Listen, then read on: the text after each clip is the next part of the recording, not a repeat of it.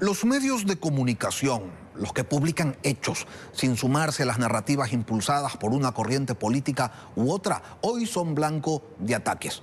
Como el publicado este fin de semana por Elon Musk contra la agencia de noticias Reuters, modificando el logotipo del medio, incluyendo la palabra mentiras en inglés. Otra estrategia es la censura. Antel Nice, caricaturista ganadora del premio Pulitzer, renunció a The Washington Post después de que la sección de opinión del periódico rechazara su columna donde aparecían Jeff Bezos, propietario de The Post y fundador de Amazon, junto al fundador de Meta, Mark Zuckerberg, a Sam Altman, director ejecutivo de OpenAI, a Patrick Soon-Shiong, propietario de Los Angeles Times, y Mickey Mouse, la mascota corporativa de Walt Disney. Todos llevaban ofrendas hacia una estatua gigante del presidente Donald Trump. Vamos a revisar esta corriente mundial con Javier Bonilla. Bonil, buenos días, Javier, bienvenido a Contacto Directo. Buenos días, Lenin, un gran saludo a toda la audiencia. Encantado de estar aquí, aunque a los 10 años nuevamente vengo aquí para hablar de cómo se censuran las caricaturas. El periodismo es un oficio que persigue la realidad, que se fundamenta en hechos y en el mundo la política construye narrativas, Javier, para endilgar a los medios posiciones cuando lo que se publica no empata, no avala o no valida sus versiones. El rol de los medios no se lo mide entonces en función de lo que pasa en una sociedad, sino del alineamiento a intereses políticos. Esto no es nuevo y es global, ocurre en todas partes. ¿Por qué se da? Bueno, la intemperancia, la intolerancia vino con el invento de la humanidad, eso no es nuevo. El afán de callarle la boca a quien piensa distinto, aun cuando sea con la quijada de un burro entre hermanos, eso ha habido siempre. La división ha existido. El problema es cuando hay líderes o personas que asusan esa división natural, esas discrepancias que hay entre seres humanos. Y a veces personajes, líderes o sociedades viabilizan o impiden que se produzca aquello. Entonces generan leyes, generan códigos, etcétera, para castigar a quien piensa diferente. Pues generalmente es desde dos esferas. Una, desde el poder político, público, y otro, creo yo, desde la misma sociedad que actualmente opera a través de las redes sociales. Entonces, el desafío como ciudadanos, el desafío como caricaturistas, opinadores o periodistas, está en siempre decir nuestra versión, nuestra verdad y con valentía continuar, en mi caso, dibujando, ¿no? Javier, las noticias deben coincidir con las coberturas y no con los discursos, porque el periodismo está más allá de los deseos. Consiste en el procesamiento de las cosas que ocurren. ¿Qué le queda a la prensa en tiempos en los que los gobiernos buscan que los medios se apeguen y militen en sus narrativas? En mi caso personal, Lenin, yo lo que hago es una caricatura periodística. Eso quiere decir, como tú bien anotas, seguir los acontecimientos, las noticias. Yo tengo que estar mirando lo que está sucediendo, lo que se refleja tanto en redes como en portales y en medios de comunicación, donde se hace periodismo serio. Porque generalmente, y un fenómeno muy peligroso, es que la gente ahora se está informando a través de las redes sociales, ¿no? Entonces gente dice, no, pues es que esto yo leí en TikTok, esto salió, esta denuncia, esta cosa así. Y generalmente responden a, como tú dices, a agendas políticas. Entonces hay que tener mucho cuidado en qué se enanca una caricatura, en mi caso, ¿no? Entonces, creo que es el desafío, insisto, es apegarse un poco a la verdad para evitar ser parte de estas agendas políticas, ¿no? ¿Es posible un periodismo que no esté anclado al mundo real? Y si es posible, Javier, ¿se llama periodismo? Bueno, es opinión también, porque responde a la percepción que puede tener cualquier ciudadano. Por eso leemos tantos comentarios, tweets, opiniones en las redes sociales, muchas veces sin sustento, o mejor dicho, con el sustento de las llamadas fake news, ¿no?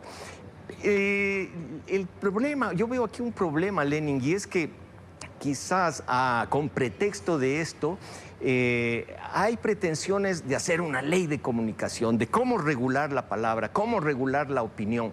Y en eso hay que tener mucho cuidado y como el comer pescado, hay que saber diferenciar la carne del hueso que finalmente nos va a lastimar, nos va a cerrar la garganta y nos va a callar la voz, ¿no? Javier, revisando los hechos, que se dan lo mismo en China que en Estados Unidos, en Venezuela o en Argentina, en Colombia y también en El Salvador, ¿en qué está interesada la política? ¿En los hechos o en las versiones que los políticos mismos crean de la realidad? Bueno, los políticos sabemos que tiran el agua a su molino para poder cumplir su misión, que es ejercer el poder. Y ahora vemos a nivel global un fenómeno que nos deja boquiabiertos al mundo entero, como desde la primera potencia del mundo vemos cómo su máximo representante lleva acciones basadas muchas veces en mentiras, o en falsedades. Vemos cómo se mencionó que se había dado 50 millones para condones en Gaza, se magnifican otras cosas o se distorsionan. Entonces, vemos que si un líder de esa magnitud, con esa trascendencia, da ese ejemplo, pues, ¿qué vamos a esperar del resto de la sociedad? Entonces, estos líderes generan hechos basados en mentiras muchas veces, basados en cifras falsas y claro, van construyendo así la plataforma que les permite, como digo, su misión, que es ejercer el poder. Pero bueno, aquí viniendo al campo nacional, vemos también pretensiones o intentos de generar realidades a través de la opinión de un líder o de un grupo político. Y yo estoy muy preocupado en este caso, en esta semana, este fin de semana, muy preocupado porque tiene mucho que ver con lo que estamos hablando y es esta pretensión de proponer una ley de comunicación. Como decía hace un momento, enancados en esta gran confusión que hay, en donde uno no sabe dónde está la verdad, de repente aparecen líderes que dicen, no, nosotros somos los dueños de la verdad, nosotros vamos a decir dónde está la verdad verdadera. Y entonces se nos ha ocurrido que podríamos hacer una ley de comunicación, hacer alguna institución que sea la que dirima. Y eso, Lenín, a mí me parece muy preocupante, porque finalmente yo prefiero este libre juego de equivocaciones y aciertos en la sociedad y en las redes sociales, donde los ciudadanos dicen lo que quieran, a que haya una instancia, especialmente gubernamental, que diga, esta es la verdad y esto es lo que tienes que opinar. Ahora, este ejercicio de polarizar, de tensar las relaciones con los medios, de llegar incluso a identificarlos como el enemigo, ¿se lo puede tomar realmente, Javier, como una manifestación normal del ejercicio del poder, como ese llevar agua hacia su molino al que tú hacías referencia? ¿O tiene, en última instancia, la intención de reconfigurar el periodismo en algo más parecido a una religión a la que se puedan adherir, pues incluso rabiosamente, sus fieles? Es tan antigua esa divisa latina, divide y vencerás. Como decía al inicio, los seres humanos somos tan diversos y discrepamos en todo, hasta en la pareja, en el mundo doméstico sucede así.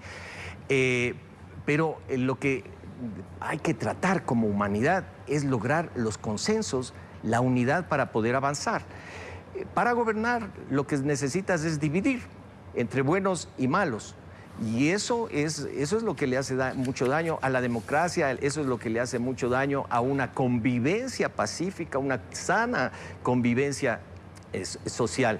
En eso, ¿cuál es el reto del periodismo? Por un lado, enfrentarse a eso, porque por otro lado también enfrenta la realidad del mundo, lo que está pasando, la digitalización, por ejemplo, ¿no? En donde hace un rato comentábamos, no sabe uno dónde mismo está la verdad, es un gran océano confuso de no saber qué es cierto y qué no es cierto. Para eso el periodismo, me parece a mí, en los portales que subsisten, en los medios de comunicación son serios, que están obligados a contrastar las noticias, a verificar. Son las islas o son los botes salvavidas a los cuales hay que acudir. Y por eso es que es una lucha difícil para el periodismo. Son malos tiempos para el periodismo, malos tiempos para el humor, en donde nos enfrentamos a la intolerancia y a lo políticamente correcto.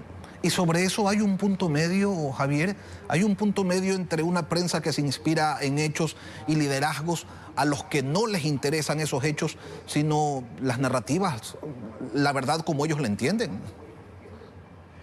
Siempre va a haber eso.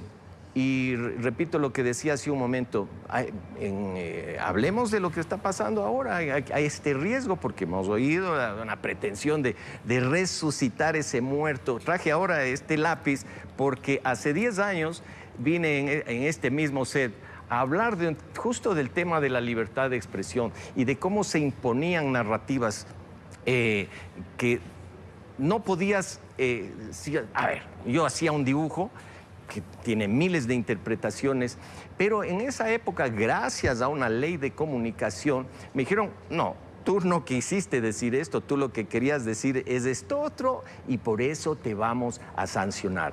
Entonces, Lenin, yo sí quiero llamar la atención a que abramos el ojo, malos tiempos para el periodismo, pero también malos tiempos para los ciudadanos, porque en el supuesto caso de que resucitar esta ley de comunicación, está en peligro no solo el periodismo, está en peligro los ciudadanos. Mírennos lo que pasa, por ejemplo, en Venezuela, la prensa absolutamente diezmada. Nicaragua, que quizás es un ejemplo más drástico, pero real, las redes sociales incluso han sido controladas y sujetas a sanciones y a prisión, sí, con una ley de comunicación. Entonces, no es solo el riesgo para el periodismo, el desafío, no es solo para es un problema para los ciudadanos, en donde un tiktokero, un instagramero dice lo suyo, hace una crítica y puede ser, tarde o temprano, sancionado con un código penal. Javier Bonil, caricaturista, periodista. Gracias, Javier, por acompañarnos hoy aquí en Contacto Directo.